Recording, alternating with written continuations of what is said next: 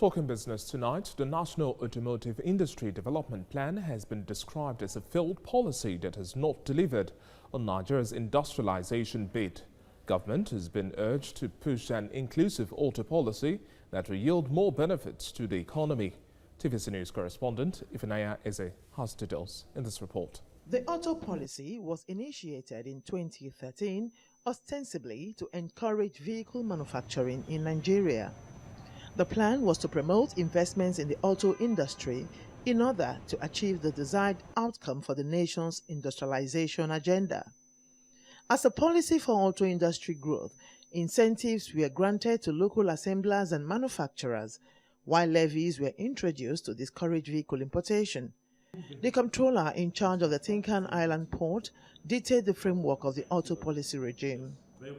The policy proper provided for importation of CKDs at 0%, SKD at 10% duty, and then fully built vehicles at 35% duty. Fully built new 35% duty, 35% levy for ordinary importers. Industry operators have often contested the underlying reason behind the auto policy. Olaiwola Shitu is the former president of the Licensed Customs Agents in Nigeria. He argues that the auto policy has failed. As an individual who traveled to bring in fully built vehicle, you are made to pay 70%. Are you with me? And these vehicles are going to the same market. Yours is 70%. The special people come in with 20%. It was packaged to fail, because there was no way that implementation would have been beneficial to Nigeria. He also questions the present vehicle valuation process of the Nigeria Customs Service, noting that it gives room for ambiguity and disparities in vehicle tariffs.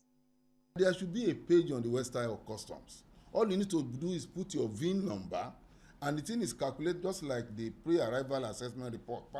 The thing is calculated, and you know how much you are expected to pay as duty for this vehicle even before you are buying.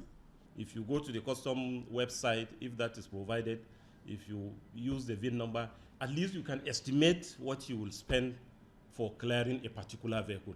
If it is cost effective, you import. Otherwise, you leave it. Framework is there. Nigerian Customs is ready. I'm sure in the nearest future it will be implemented.